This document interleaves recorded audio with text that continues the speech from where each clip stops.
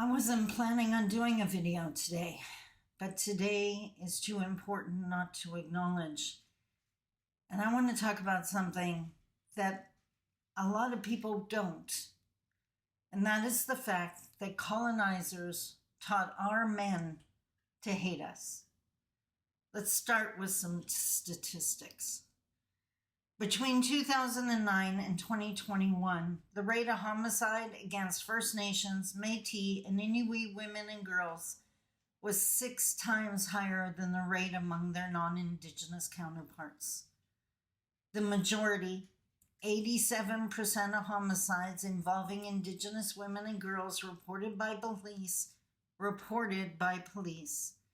between 2009 and 2021 were cleared by police and that an accused person was identified.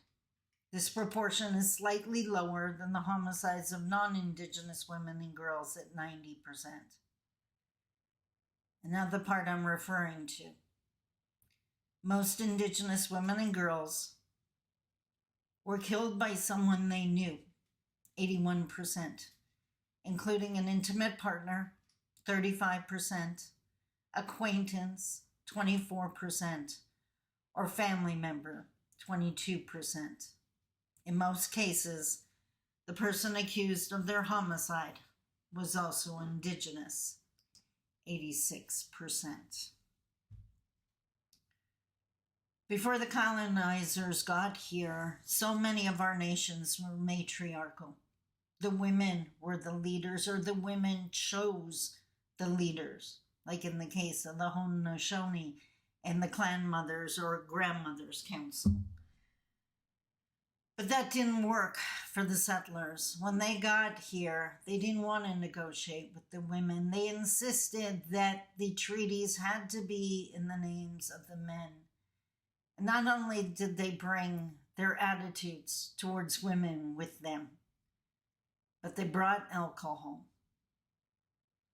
And sitting with our men, feeding them alcohol, our men saw how our women were treated, how they could be rendered less than, how they could be rendered irrelevant, how they could be used, abused, or worse. And the lesson stuck. You've heard me say 100 times, for marginalized, oppressed people, violence, acquiescence, or nonviolent resistance are the 3 natural reactions. When the world treats our men like they're less than, takes away their pride, spits on them, they lash out against the people closest to them because it's really hard to punch the federal government in the nose. So often that's us. Their partners. I always acknowledge on this day that I so easily could have been one of those women, one of those statistics. Because once upon a time, I was in a relationship with a beautiful Anishinaabe man. And alcohol was his demon. He was definitely, it's a bad joke, but it was so true in our case. He had the biggest heart. And he was so kind and so beautiful and so loving.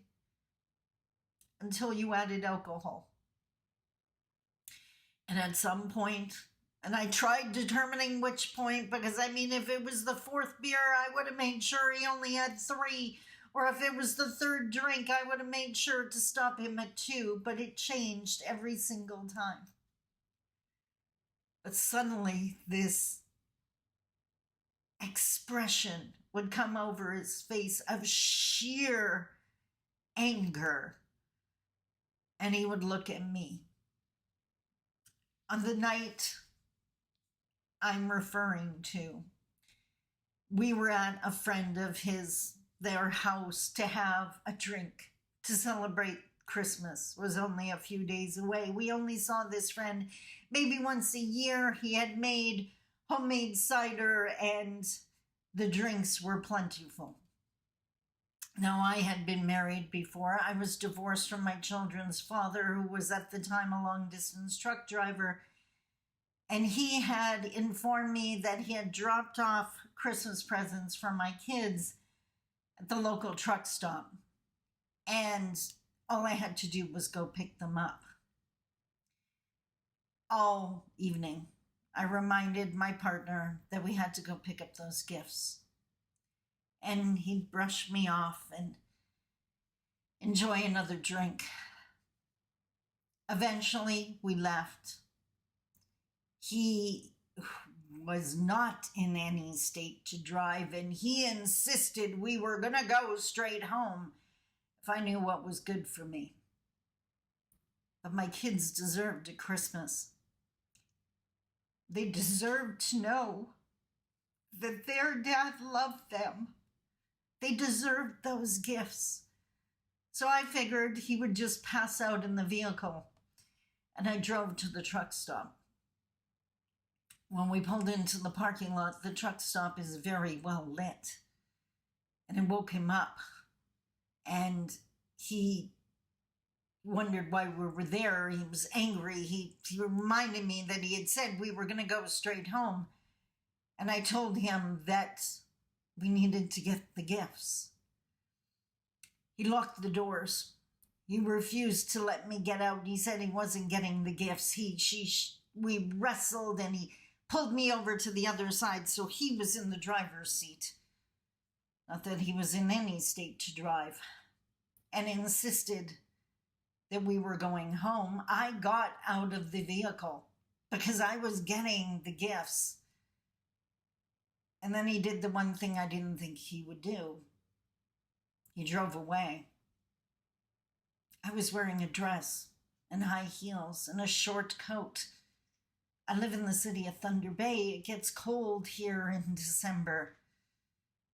When he drove away, I just lost all hope, all ambition to get the gifts. Now I was thinking of survival, of walking home, and how far was it? I knew it was miles.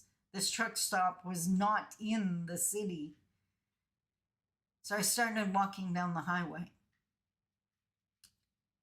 And then I saw cars were driving by the other way. It's not anything I really paid attention to.